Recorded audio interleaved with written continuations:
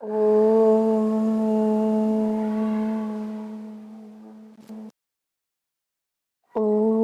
श्री परमात्मने नमः। ओम श्री गुरुभ्यो नमः। ओम सर्वेभ्यो नमः। ओम द्वितीय सूत्र। काशिकाकार कह रहे हैं, द्वितीयादयः शब्दाः पूर्वाचार्यैः सुपां त्रिकेषु स्मर्यन्ते तैरेवात्र व्यवहारः। सबसे पहले यही बता रहे हैं काशिकाकार कि द्वितीय आदि संज्ञाएं तो महर्षि पाणिनि जी ने की नहीं। द्वितीय आदि संज्ञाएं कहीं नहीं की हैं और यहाँ सीधे कह रहे हैं कर्मणि द्वितीया, कर्म में द्वितीया होती है, तो द्वितीया से क्या अर्थ समझें। तो उसके लिए कहा द्वितीयादयः शब्दाः पूर्वाचार्यैः सुपां त्रिकेषु स्मर्यन्ते, कि ये पूर्वाचार्यों की संज्ञाएं हैं। पूर्वाचार्यों ने सुपों के त्रिकों को कहने के लिए द्वितीया, तृतीया, प्रथमा इत्यादि व्यवहार किया है। वही व्यवहार यहाँ पे स्मरण किया जा रहा है, अर्थात उसी व्यवहार को यहाँ पर ग्रहण किया जा रहा है। व्याकरण भी एक प्रकार का स्मृति शास्त्र ही है ना। पूर्वाचार्यों का जो व्यवहार है भाषा के विषय में, उसी को स्मरण करते हैं, उसी को निबद्ध करते हैं, परंपरा से जो व्यवहार है। कर्मणि कारके या संख्या तत्र द्वितीया विभक्ति भवति। कर्म कारक में जो संख्या है तत्र द्वितीया विभक्ति भवति। अब यहाँ पे अर्थ पे ध्यान दीजिए। कर्मादि अर्थों को गौण रूप में रखा गया है और एकत्वादि जो संख्या है उनको मुख्य रूप में रख दिया गया है। कर्मणि कारके या संख्या तत्र द्वितीया विभक्ति भवति। कर्म कारक विशिष्ट जो एकत्व द्वित्व बहुत्व होगा, उसको कहने के लिए अम और शस ये द्वितीया विभक्ति उत्पन्न हो जाएगी। जैसे कटम करोति ग्रामम गच्छति, कट से अम आ गया। और फिर क्या सूत्र लगता है कटम बनाने के लिए? अतोम लगता है। अमी पूर्वः। अमी पूर्वः का अर्थ बता सकते हैं? थोड़ी सिद्धि देख के आया करो आप लोग, जिससे कि थोड़ा अभ्यास और अच्छा हो जाए। कटम करोति ग्रामम गच्छति। उभः सर्वतसोः कार्याधिग उपर्यादिषु त्रिषु द्वितीया आम्रीडान्तेषु ततो अन्यत्रापि दृश्यते। उभः सर्वतसोः कार्या, ये एक तरह से परिगणन है कि हमें द्वितीया कुछ अन्य स्थानों में भी चाहिए। तो कहाँ चाहिए? तो कहा उभः सर्वतसोः कार्या। उभः शब्द जो कि तस् प्रत्यांत है और सर्व शब्द जो कि तस् प्रत्यांत है, उससे ये द्वितीया कर देनी चाहिए। तो उभयतो ग्रामम सर्वतो ग्रामम।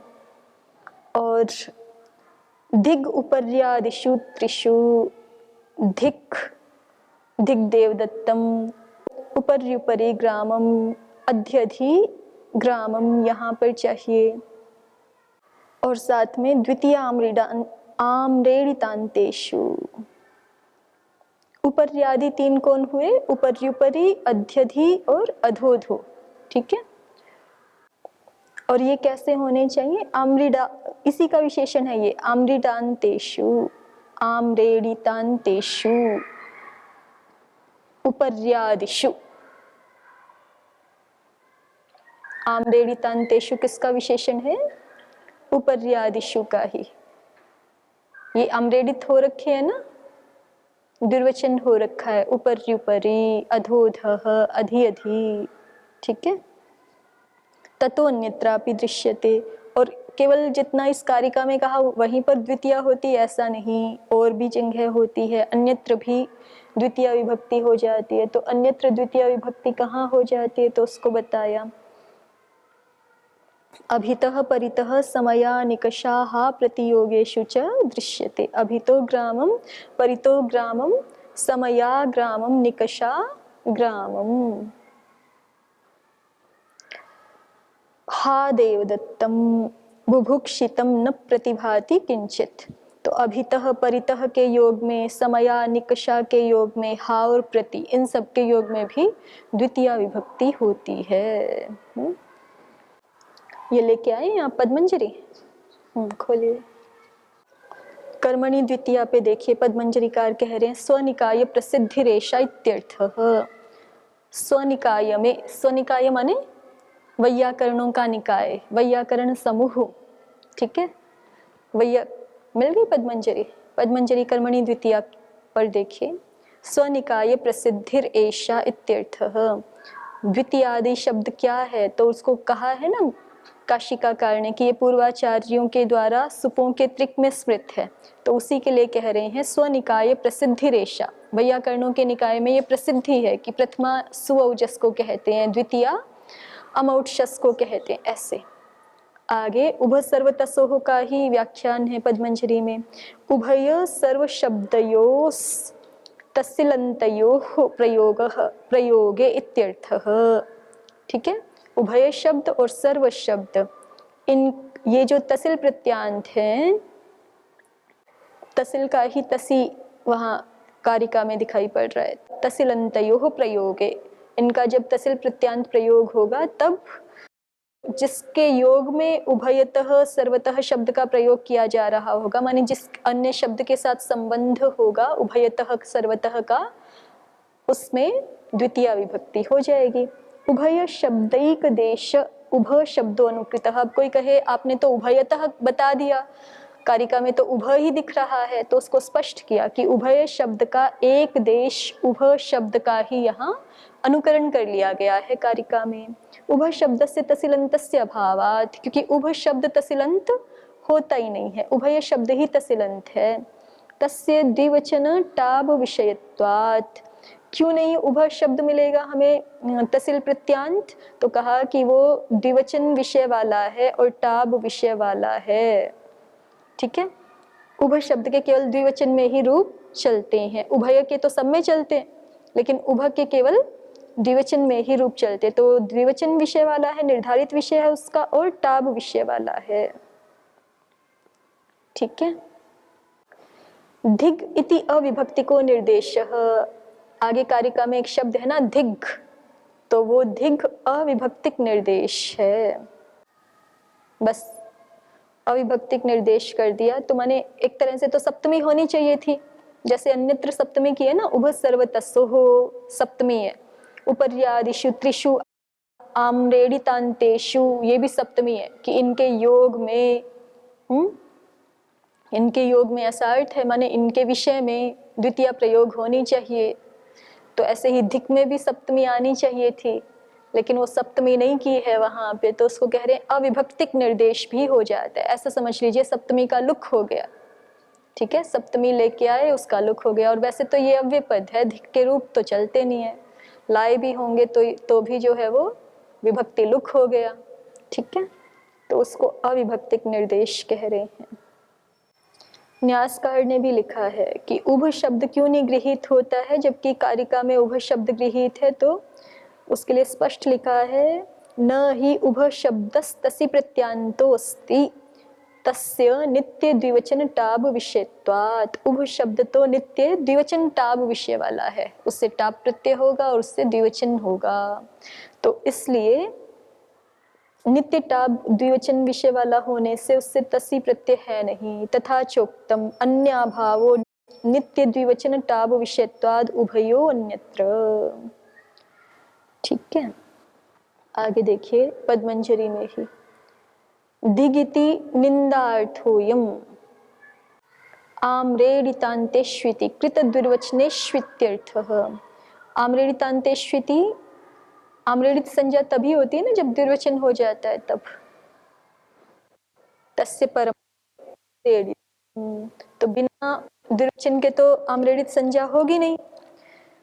सर्वस्य द्वे तस्य परमाम्रेडितम, तो आम्रेडितांत तभी मिलेगा ना जब द्विवचन हो चुका हो, तो आम्रेडितांत कहने का अभिप्राय यही है कि कृत द्विवचन होना चाहिए शब्द। आम्रेडितान्तेषु अर्थात कृत द्विवचनेषु इत्यर्थः। उभयतः सर्वतः पंचम्यास्तसिल जो उदाहरणों में उभयतो ग्रामम सर्वतो ग्रामम दिखाया है वहाँ पंचम्यास तसिल हो रखा है। धिग इति निंदार्थोयम, धिग निंदार्थ में है। उपर्युपरि, यहाँ पे ऊपरी शब्द था तो द्विवचन किससे हो गया, तो सूत्र है आपका यहाँ पर उपर्यध्यधसः सामीप्ये। तीनों शब्दों में इसी से हो जाएगा ना, ऊपरी भी इसी में पढ़ा हुआ है, अधि भी और अधस भी, ठीक है, तो तीनों में इसी से द्विवचन हो जाएगा।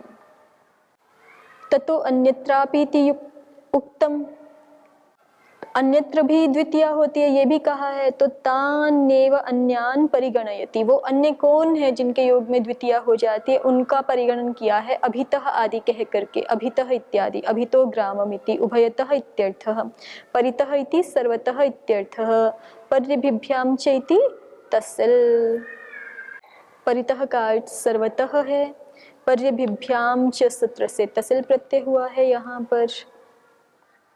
आभिमुख्य वृत्तिरपि विभक्ति प्रतिरूपको निपातो अभितः शब्दो अस्ति सोपि गृह्यते। और कह रहे हैं कि एक परितः शब्द तसिल प्रत्यांत तो लिया ही तद्धितांत इन्होंने, ठीक है, और एक निपात भी है, विभक्ति प्रतिरूपक निपात भी है परितः शब्द, सोपि गृह्यते, उसको भी यहाँ पर ग्रहण किया जाता है। आभिमुख्य वृत्ति, आभिमुख्य अर्थ में वर्तमान, एक विभक्ति प्रतिरूपक निपात अभितः शब्द भी है, सोपि गृह्यते। पहले जो अभितः शब्द लिया है ना, अभितो ग्राममिति, उसका तो अर्थ दिखाया है कि अभितः का अर्थ उभयतः ऐसा होता है, ठीक है, लेकिन कह रहे हैं कि एक अभितः शब्द आभिमुख्य वृत्ति वाला भी है, उसको भी यहाँ ग्रहण करना है। तो फिर अभितो ग्रामम ही बनेगा, तो वही अभितो ग्रामम, लेकिन उसका अर्थ हो जाएगा ग्राम के सम्मुख, ग्राम के अभिमुख, दोनों अर्थ, मतलब दोनों और ऐसा अर्थ नहीं होगा, ठीक है। तो अभितः शब्द दोनों प्रकार का है ऐसा बता रहे हैं आचार्य। तो इसमें कई नई नई बातें मिल रही हैं आपको। समया अनिक्षा शब्दों समीप वचनों गृह्येते, समया और निक्षा शब्द समीपवाची लिए जाते हैं। हा शब्द शोकादि वृत्ति ही, हा शब्द शोक में, हा कन्ये इत्यादौ कारक विभक्तित्वाद अंतरंगत्वाद संबोधन विभक्तिर्भवति। अब कोई कहे कि आप तो कह रहे हो कि हा के योग में द्वितीया होती है, तो हा कन्याम ऐसे होना चाहिए था, हा कन्ये भी प्रयोग मिलता है साहित्य में, माने संबोधन विभक्ति भी मिल जाती है, तो वो कैसे हो गई, तो उसको कह रहे हैं हा कन्ये इत्यादौ कारक विभक्तित्वाद अंतरंगत्वाद संबोधन विभक्तिर्भवति। कह रहे हैं कि ये कारक विभक्ति है, जो संबोधन विभक्ति है वो कारक विभक्ति है, ठीक है। और कहीं ऐसी स्थिति बन रही हो कि कारक विभक्ति करें कि उपपद विभक्ति करें, ये जो विधान हो रहा है हा के योग में द्वितीया, ये क्या है, उपपद विभक्ति। कारक विभक्ति उपपद विभक्ति समझते हैं, कारक विभक्ति और उपपद विभक्ति समझते हैं आप लोग, नहीं। तो कारक विभक्ति उसको कहते हैं जो कारक में हो, कर्ता कारक के हेतु से, जितने भी आपके कारक हैं 6 है ना मुख्य रूप से, कर्ता, कर्म, करण, संप्रदान, अपादान और अधिकरण, और संबोधन को भी कारक कह रहे हैं ये, ठीक है। तो लिखा है ना स्पष्ट, कारक विभक्तित्वाद अंतरंगत्वाद संबोधन विभक्ति भवति। कारक विभक्ति होने से, अंतरंग होने से संबोधन विभक्ति हो जाती, तो संबोधन विभक्ति भी कारक विभक्ति ही है, क्योंकि प्रथमा ही तो है वो भी, ठीक है। तो कारक विभक्तियां उनको कहते हैं जिस वाक्य में किसी की कारक संज्ञा हो और उस कारक रूप निमित्त को स्वीकार करके आप विभक्ति विधान करें कि यहाँ पे ये चतुर्थी इसलिए हो गई क्योंकि ये संप्रदान है, यहाँ पे ये सप्तमी इसलिए हो गई क्योंकि ये अधिकरण है, या फिर अधिकरण में द्वितीया भी विधान की हुई है। प्रथम अध्याय चतुर्थ पाद में देखोगे ना, तो जो है जैसे कि आपका यहाँ देखिए, नहीं इस तरह से नहीं, जैसे प्रथम अध्याय चतुर्थ पाद में देखिए 45वां नंबर सूत्र है आपका, आधारोधिकरणम अधिशिंग स्थासाम कर्म। जो आधार है वो अधिकरण संज्ञक होता है, ठीक है, लेकिन वही आधार अधिशिंग, अधिस्था और अधिआस इन धातुओं के संदर्भ में तो कर्म संज्ञक हो जाता है। तो अब ये कर्म कह करके भी जो विभक्ति विधान की वो सप्तमी थोड़े होगी, अब द्वितीया हो जाएगी, लेकिन वो भी कारक विभक्ति ही कही जाएगी। माने मूल रूप से बात इतनी है ऐसे ही ऊपर भी है कई जगह पर। वैसे तो जैसे साधक तमम करणम कहा है, लेकिन दिवह कर्म च, दिव का वो कर्म भी हो जाता है। परिक्रयणे संप्रदानम अन्यतरस्याम, परिक्रयण के विषय में वो संप्रदान भी हो जाता है। तो चाहे कुछ भी हो जाए, ऐसे अलग अलग विभक्तियां हो जाती हैं, लेकिन यदि निमित्त ये शब्द बन रहे हैं, कर्ता, कर्म, करण, संप्रदान, अपादान, मैं आपको बहुत सरल करके बता रही हूँ, यदि निमित्त ये शब्द बन रहे हैं तो फिर वो विभक्ति क्या कही जाएगी? कारक विभक्ति कही जाएगी। और जहां पर किसी पद के सामीप्य से, किसी पद के योग से विभक्ति विधान की जाती है, जैसे कहा कि हा के योग में द्वितीया, उभयतः के योग में द्वितीया, वो सारे के सारे उपपद विभक्तियां हैं। और उपपद विभक्तियों और कारक विभक्तियों में बलवान कारक विभक्तियां होती हैं। पारिभाषिक में शायद वाक्य आप याद कर चुके हो, है इसमें संभवतः। कारक विभक्ति भी पाए और उपपद विभक्ति भी पाए तो कारक विभक्ति बलवान होती है वहां पर। ठीक है, इसको अभी देख के इसमें भी आ जाएगा आगे। तो इसीलिए कह रहे हैं कि हा कन्ये, यहाँ पर जो है कन्या कारक के रूप में विवक्षित है, तो कारक के रूप में विवक्षित होने के कारण उसमें संबोधन विभक्ति हो गई, द्वितीया को बाध करके। दोनों पा रही हैं, वैसे उपपद विभक्ति भी हो सकती है और कारक विभक्ति भी हो सकती है, तो फिर कारक विभक्ति होगी। बुभुक्षितम न प्रतिभाति किंचित प्रतिरत्र क्रिया विशेषकत्वादुपसर्गो न कर्म प्रयोजनीय इति पठ्यते। कोई कहे कि तो प्रति तो कर्म प्रयोजनीय संज्ञक है और कर्म प्रयोजनीय में द्वितीय विधान करेंगे ही आगे, कर्म प्रयोजनीय युक्ते द्वितीय, तो वहीं से हो जाता, आपको अलग से परिगणन करने की क्या आवश्यकता है इस प्रति शब्द की। तो उसको कहा कि ये यहाँ प्रति कर्मवचनीय नहीं है, यहाँ पे क्रिया विशेषक होने से ये उपसर्ग है। ठीक है, न्यास भी देख लो जब पद्मंजरीकार को देख ही रहे हो तो। न्यासकार कह रहे हैं द्वितीया तिंग विभक्तिरपि अस्ति इति तस्यापि अत्र ग्रहणमिति कस्यचित् आशंका स्यात्। द्वितीया तिंग विभक्तिरपि अस्ति, वैसे ये शंका बहुत कुछ ठीक नहीं है। ये तो इस तरह से कह रहे हैं तिप्तस्थी ये प्रथम तिंग है, द्वितीया तिंग विभक्ति फिर सिप्तस्था होगा। पर लोक में वैसे ऐसी ज्यादा प्रसिद्धि है नहीं, फिर भी ये कह रहे हैं तो कोई बात नहीं। द्वितीया तिंग विभक्तिरपि अस्ति इति तस्याप्यत्र ग्रहणम स्यादिति कस्यचित् आशंका स्यात्, ऐसी किसी को शंका हो तो अतस्तन निराकर्तुम आह, उस शंका को अतस्ताम निराकर्तुम आह, उस आशंका को निराकरण करने के लिए कह रहे हैं द्वितीयादयः शब्दाः इति। कर्म शब्देनैह साधनम कर्म गृह्यते न तु क्रिया कर्म, कर्म शब्द से यहाँ साधन रूप कर्म को ग्रहण किया जाता है, न तो क्रिया कर्म, क्रिया रूप कर्म को नहीं लिया जाता है। कर्म शब्द का एक अर्थ क्रिया भी होता है ना, कि इसके कर्म बहुत खराब है, माने इसकी क्रियाएं अच्छी नहीं है, तो कर्म का अर्थ क्रिया भी होता है। मतलब लोक भाषा में भी होता है और यहाँ शास्त्र में भी होता है, लेकिन यहाँ पे हमें कर्म का अर्थ जो कारक रूप कर्म है वही लेना है। तथा हि ये विभक्त्यर्थाः एकत्वादयस्तेषां विशेषणत्वेनैव कर्मादयो अनुक्रंस्यन्ते। जो विभक्त्यर्थ एकत्वादि हैं उनके विशेषण के रूप में ही ये कर्मादि अनुक्रमित होंगे। ठीक है, अनुक्रमिष्यामः बोलते रहते हो ना बार बार, उसी का प्रयोग है अनुक्रंस्यन्ते। ये कर्मादि जो भी अर्थ यहाँ बताए जा रहे हैं वो पहले बता चुके हैं। द्वितीयादियों का अर्थ तो 1-4 में ही बता चुके हैं ना, बहुषु बहुवचनम द्वेकयोर द्विवचनैक वचने, तो जो पूर्वोक्त अर्थ हैं अब ये नए अर्थ बता दिए द्वितीयादियों के कर्मादि। तो ये जो अभी बताए जा रहे हैं अर्थ कर्मादि, ये पूर्वोक्त एकत्वादि के विशेषण होंगे।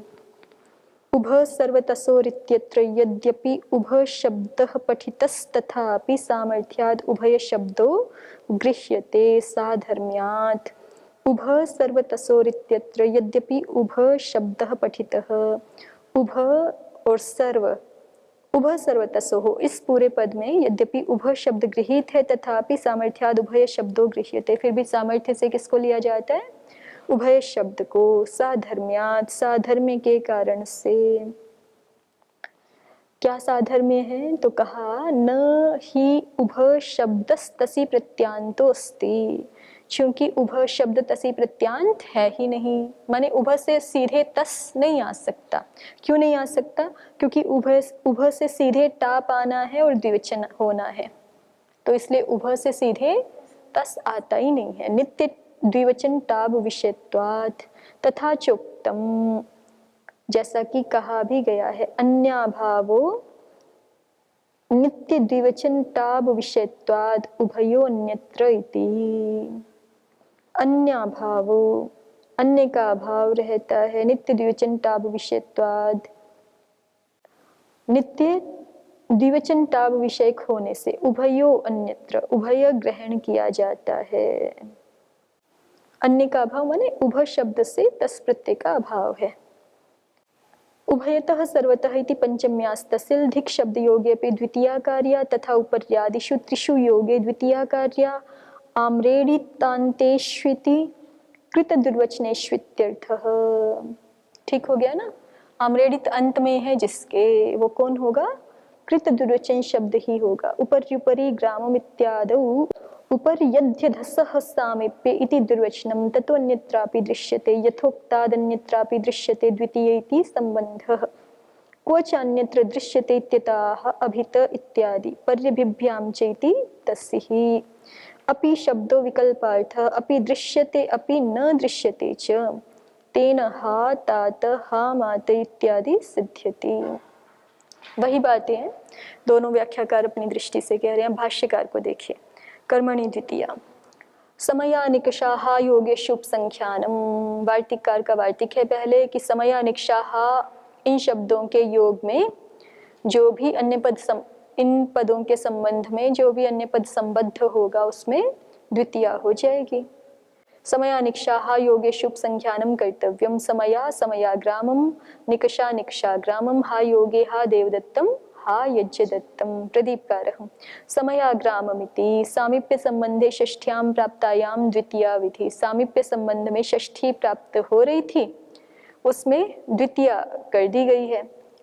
समया और निकषा का सामीप्य ही अर्थ है ना, तो सामीप्य संबंध में गांव के समीप, ऐसा बोलें तो ग्रामस्य समीपे बोलते हैं ना सीधे, तो ऐसे ही ग्रामस्य समया ग्रामस्य निकषा ऐसा पाता, यदि ये उपसंख्यान नहीं करते तो। ठीक है, तो सामीप्य संबंध में षष्ठी प्राप्त हो रही थी, द्वितीया कर दी। एवं निकषा योग है, इसी तरह से निकषा शब्द के योग में भी समझिए, हा शब्दः शोकादि वृत्तिरिति तद योगे षष्ठीव प्राप्नोति।